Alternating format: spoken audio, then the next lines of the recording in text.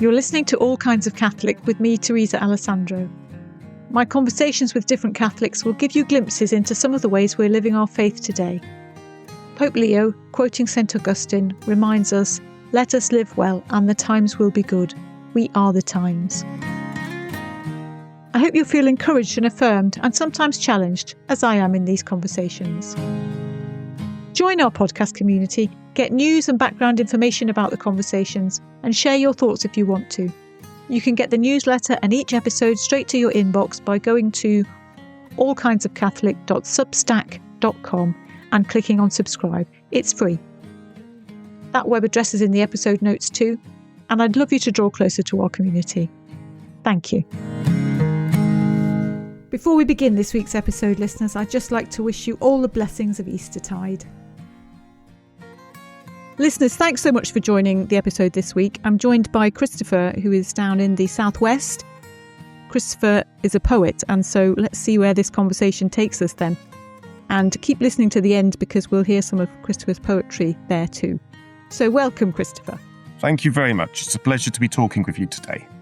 So let's start at the beginning, Christopher. Tell us a little bit about you then. Have you always been a Catholic? Were you born into a Catholic family?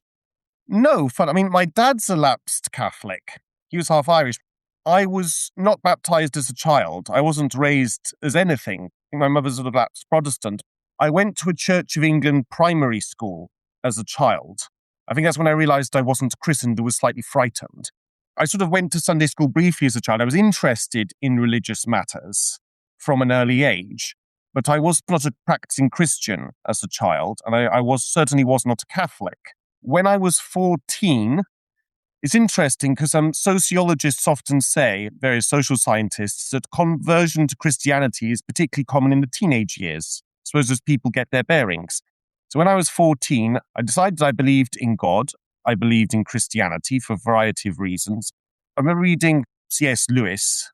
I remember reading the Screwtape's letters, which is interesting, like a series of letters from a senior devil to an apprentice devil and how to tempt people. But anyway, I came to a certain point in my life where I thought I had to start making decisions for myself. My parents had always said, well, we didn't have you baptized because we thought you should make your own mind up whether you want to belong to a church. And I did make my own mind up. So I was baptized in my village Church of England church when I was 14 for the Easter Vigil service in 2004. They were very nice to me, actually, because I was the only teenager in that congregation. Very sweet, though. I just remember this one time, this woman just stared at me. So I only started going to church. I was worried that I'd done something wrong or something, some faux pas. And I say, was everything all right? She said, oh, it's fine. We just don't get many young people here, which is all quite odd. Now, I was a practicing Christian from my teenage years. I was a very clumsy altar server. The less said about that, the better. God has mercy on us, Unlike in the arts, in religious, moral matters, good intentions are the main thing. Physical arts is a bit different. Writing a lousy poem, painting a lousy picture, good intentions don't make up for that lack of talent, Perhaps God will take a bit more pity on my altar serving. I had a strong sense of vocation at that age, and I studied theology at Durham University. I chose to study that, originally thinking I might become an Anglican vicar. I became a Catholic in my first year, which sort of put paid to that particular idea.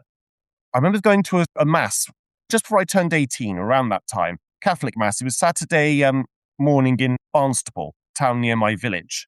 And it was an ugly church. And it wasn't a pretty service, but it felt real. There was a certain reality to it. I felt a strong vocation to the Catholic Church as the one holy Catholic and Apostolic Church. That's not to deny there is much holiness, Catholicity, apostolicity in other, Christian communities. I met some very lovely holy people in the Church of England who are, I dare say, probably a lot holier than I'll ever be.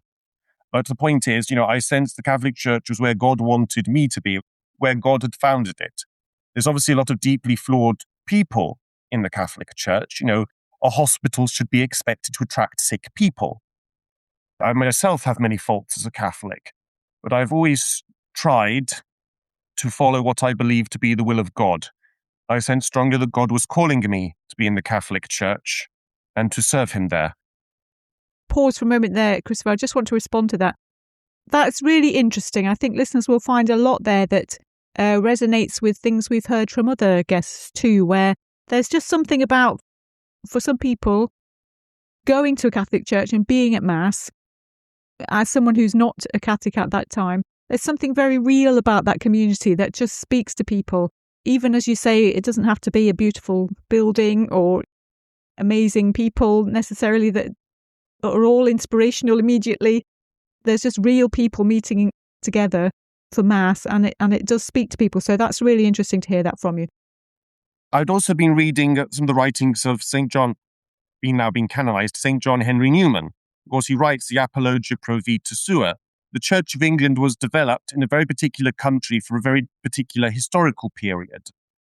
It's out of certain contexts, it looks rather strange. And I think going to Durham University, meeting people from different Christian traditions, even within the Anglican Church, meeting very strong evangelical Anglicans and looking at various things and thinking that the Anglicanism I'd been introduced to in my village was in some ways quite Catholic orientated in theology and liturgy.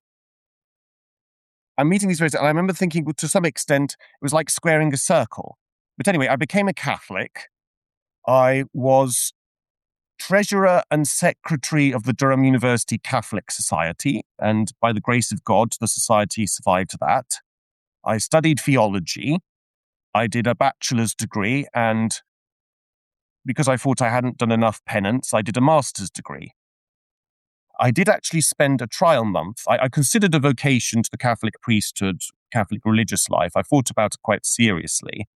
I did spend a trial month in a monastery in Scotland, Pluscaden Abbey. It was wonderful, but it was very odd. The then abbot was being made bishop, so there were leaving parties. It was quite an odd experience. I took part in a comedy skit for the leaving do for the abbot. I was the wasp who wanted to be a solitary wasp hermit. Okay. It was about as funny as it sounded. My fellow novices did the best of it.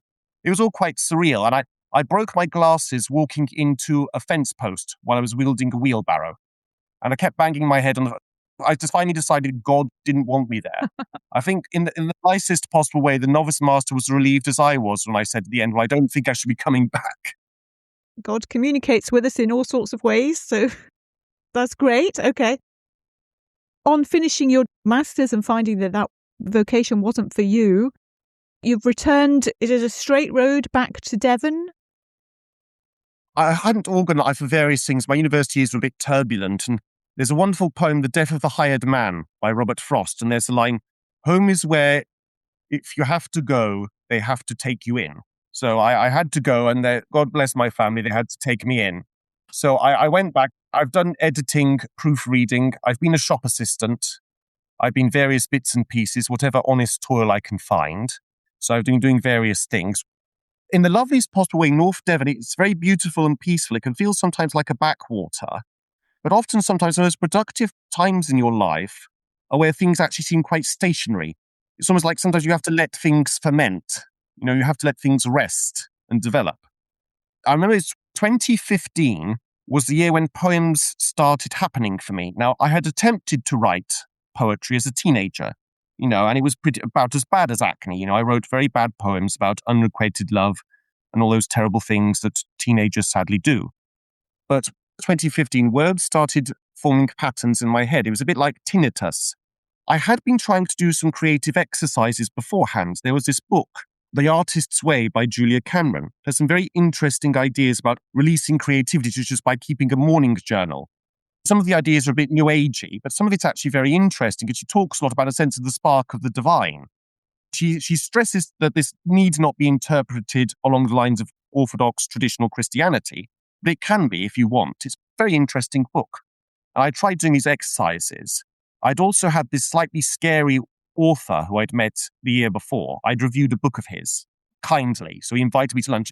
It was wonderful. He is actually a very devout Catholic. I won't name him, but he's a very good writer and very erudite. He's also quite terrifying. If he wasn't a good man, he'd have made an excellent Machiavedon. But anyway, I was quite scared of him. But he said at the end, well, I think, Christopher, you could be a writer. I'm not one given to idle compliments. And he smiled like this sort of velociraptor smile, and I thought, well, maybe he has a point. He wouldn't say that if he didn't mean it. So anyway, I started writing poetry. I do mainly sonnets. I also write like short tanka poems, which is a bit like a haiku, but a bit longer. perhaps because I'm actually in some ways a chaotic person, I need discipline and order. That may be one of the reasons I'm a Roman Catholic. So I was starting writing these poems, and I decided to post them on Facebook. So I posted on various social media, and after a while, lo and behold, this wonderful woman, my first publisher, Marcella Bieler, God bless her, contacted me. She'd seen some of my poems, and she said, would you like me to publish them? People tend not to want to publish poetry unless you're brilliant and already have a very good reputation. It's actually very difficult to get published as a poet. So I got my first book published at the end of 2015. It was quite surreal actually seeing my own work in print, but it was lovely. It's not made my fortune. Perhaps money would have ruined me, but I felt like quite a serious. I wasn't just some odd hobbyist or eccentric. The thing is, you're doing like creative arts, you can sometimes feel you're asking yourself, is this a waste of time? Is this self-indulgent? I mean, I know there's many people who do self-publish, and I respect that, but the idea that someone else thought my work worth publishing was very important to me. Yes. And I did sort of get a following. I published 3 books with her. I think there were various things happened, and her interest changed to making films. So my current publisher is now Aruka Press, a fine publisher based in Canada. I'm quite international in a funny way, because my previous publisher was a Maltese woman who lived for a while in America, and now I've got a Canadian fellow of Greek ancestry. Very lovely man. Let's just take a moment to appreciate that, because as you say, it is hard to get published in poetry, but there you've kept going and even moved publishers and managing to get stuff out there and be recognised. That's wonderful. I mean, congratulations. God has been good to me. I mean, perseverance, like with the virtues, the cultivation of virtues, writing, it does require some degree of habit.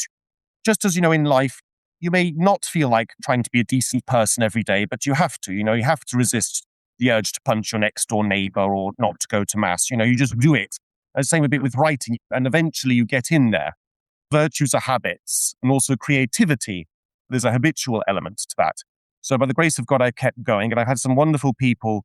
It's fascinating the people I've encountered, because I write for an online Indian poetry magazine. So it's like I get people from India reading my books and Americans reading my books. It's quite lovely, actually. It's wonderful to sense, the fact that I know people have read my poetry and they've actually felt better afterwards, that perhaps they felt they can enjoy or endure life a bit better. Was it Dr. Johnson, the writer and the dictionary man, famously said, the purpose of literature is to help a man better enjoy life or endure it. I think there's something in that.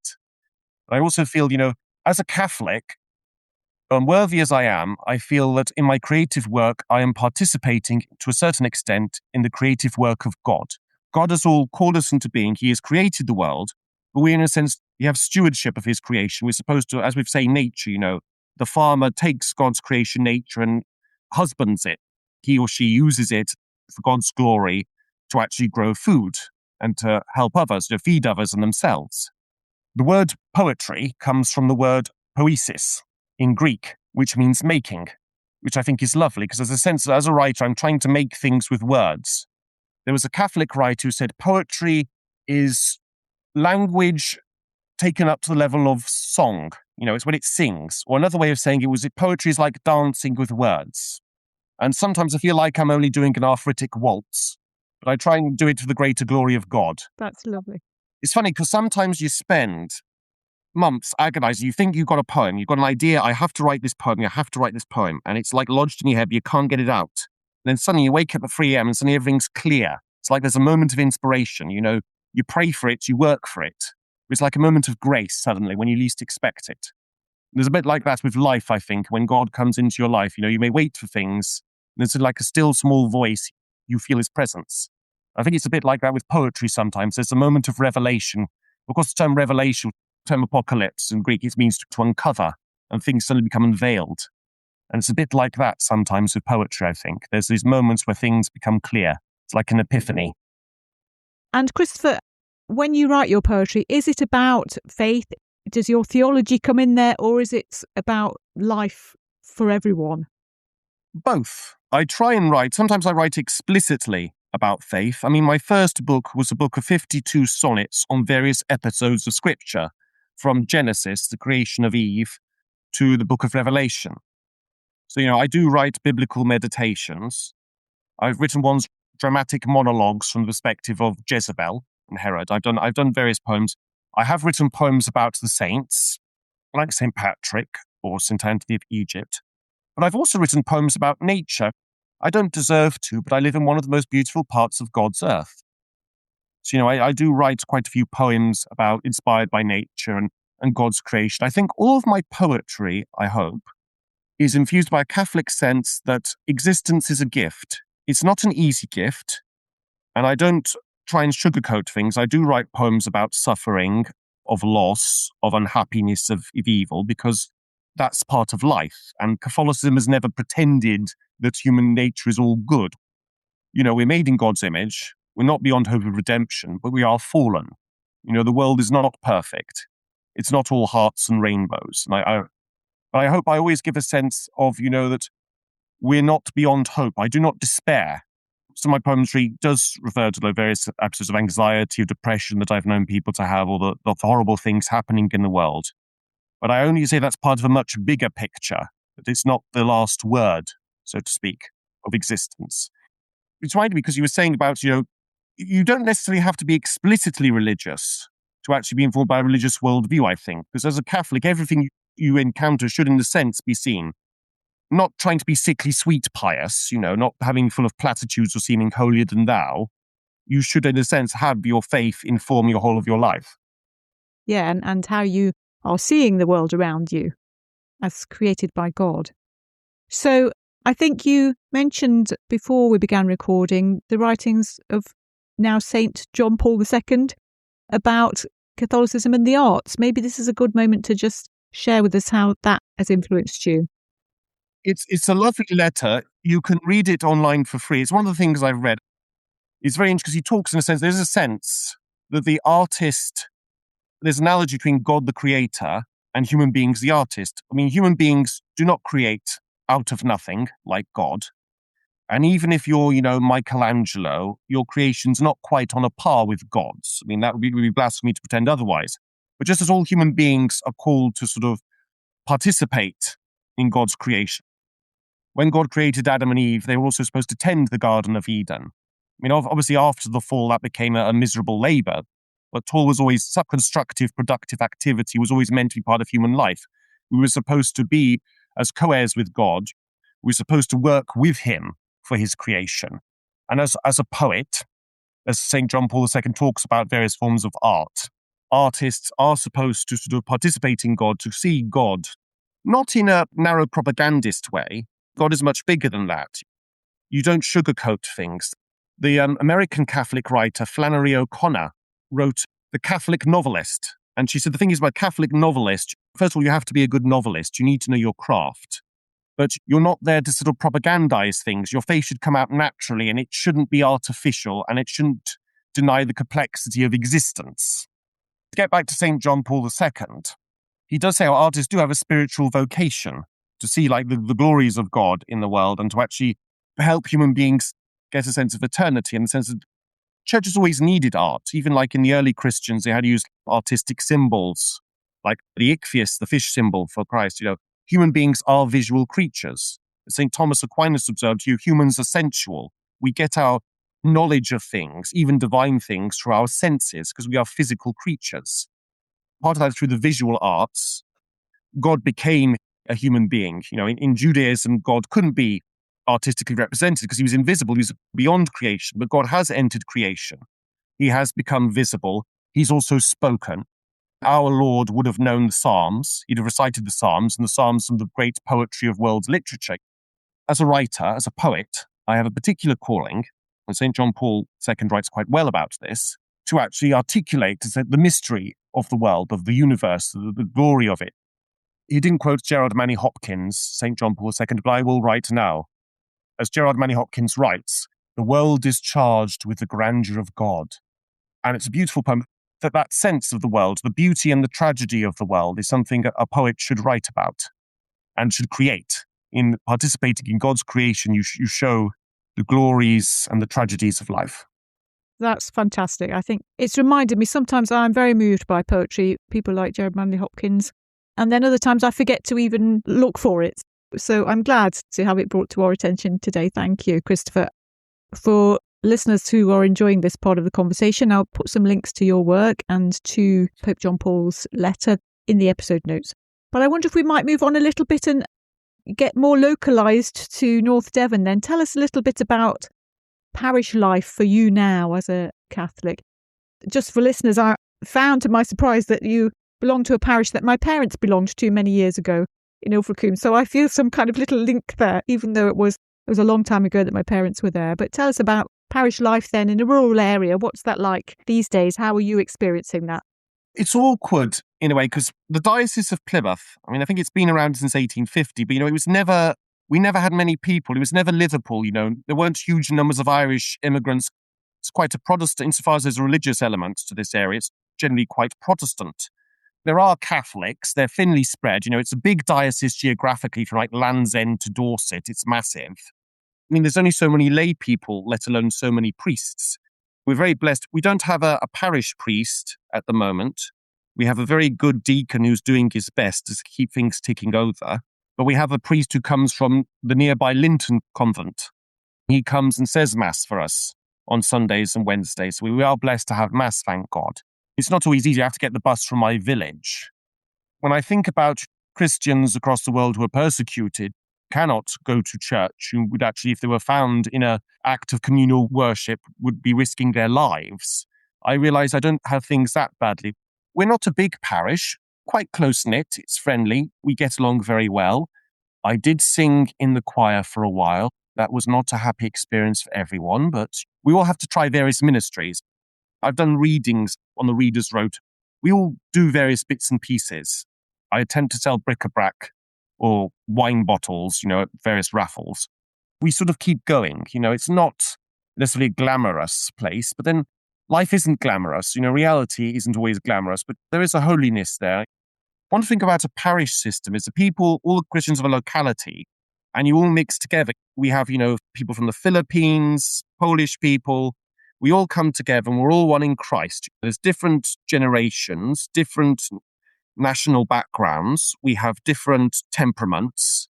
I'm sure there's plenty of people in my parish who wouldn't want to read poetry if their life depended on it. I respectfully disagree with them, but I understand everyone has different experiences. We have different talents, different abilities. It's like what St. Paul wrote about the church as a body. You have different members, fulfilling different functions. There are different ministries, and we manage reasonably well.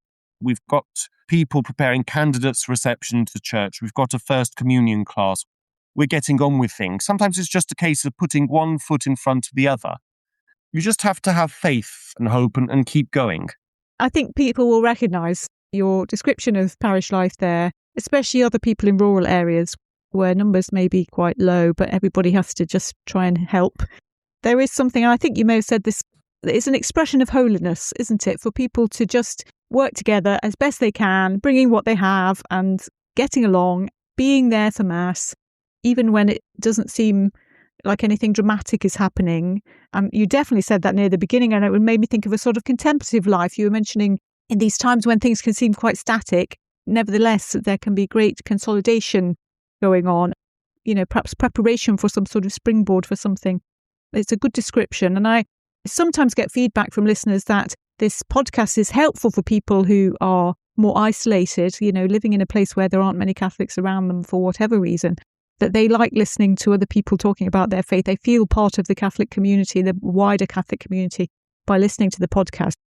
And now what about, before we get on to your sonnet, which is coming soon, I wonder about prayers and practices that mean something for you as someone who made a decision to come into the church, made your own choice all those years ago. What prayers and practices support you in your faith these days? I try to pray. I try to have morning prayers, the Our Father, Glory to God, the Hail Mary. I try to set aside particular periods in my day, in the morning and also the evening, for examination of conscience. I do try and read and meditate on the Mass readings every day. Through Lent, I'm trying to read through a little bit of the New Testament. In the Eastern churches, there's tradition of the Jesus prayer. Jesus Christ, Son of God, have mercy on me, a sinner. So I sometimes keep repeating that. I try to lift my heart and mind to God. I think it's 1 Thessalonians. St. Paul writes how we should pray without ceasing. I think there's a sense the whole life should be lifted up to God. I mean, prayer is lifting the heart and mind up to God.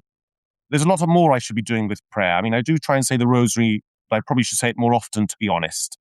I try to sort of remember God in my life. If there's like a spare moment, I sort of say a short prayer and thank God. I try and thank God every day that I'm still alive and that, I have a chance to begin again.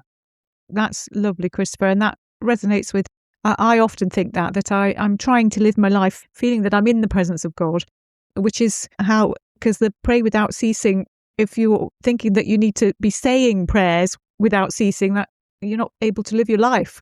That's very thoughtful. There's a brilliant book, The Way of the Pilgrim. It's an anonymous person. There's also a sequel, The Pilgrim Continues on His Way, and it's very interesting. It talks a lot about the Jesus prayer. And I suppose in a community where the priest needs to come from somewhere else to say Mass, you can't have too many opportunities during the week to be in church. Sadly, no. I used to, when I was a student, I'd go through a time where I would have daily Mass, but that's simply for a variety of reasons, work and logistics isn't capable. I think it's good to capture the reality of that for people. We've had conversations on the podcast recently about, I remember Jamin and Nina were worried about where the church is going. They've got a small child and whether he would have the opportunity to have daily Mass when he grows up. But of course, we must recognise that for some Catholics today, daily Mass is not something you have an opportunity for in person anyway. It's good to just recognise the breadth of the way in which people are practising their faith across England and Wales and the wider world. Thank you, Christopher. Just before we go then, I think it's very fitting in this Eastertide that we hear one of Christopher's sonnets read by the poet himself. Wonderful for us, thank you. And this is something that relates to the liturgical time that we're in. The sonnet is titled Earth in Easter. Kind sunlight, kissing the leaves into fullness, proclaiming Easter gospel on the grass, erasing old winter's Lenten dullness. Choirs of daffodils sing floral mass. The tree of life blossoms into flower.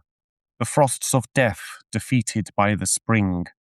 Green shoots tremble with a newfound power. Unburied hopes recover and take wing. What slept beneath the soil rises to glory. Dead bones of nature stirred back to life, preaching a parable of God's story. Creation smiling like a new-wed wife. The despair is broken, love's dreams made true. Resurrection shines in the morning dew. Thank you very much. Thank you, Christopher. I often say to guests, we leave space for the Holy Spirit to work.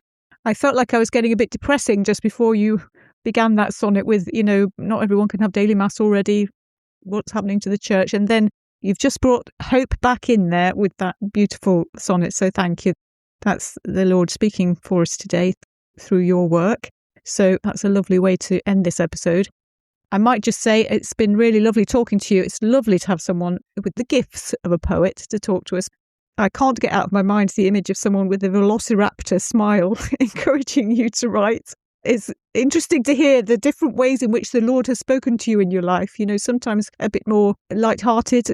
I think God has a sense of humour, as well as deeper, thoughtful texts that have meant something to you and writers that have meant something to you. So thanks so much for sharing all of that with us today. Thanks for having me. Thanks so much for joining me on All Kinds of Catholic this time. I hope today's conversation has resonated with you. A new episode is released each Wednesday, and you can follow All Kinds of Catholic on the usual podcast platforms. Rate and review to help others find it. You can also follow us on social media at Kinds of Catholic. And remember, if you connect with us on Substack, you can comment on episodes and share your thoughts and be part of the dialogue there. Until the next time.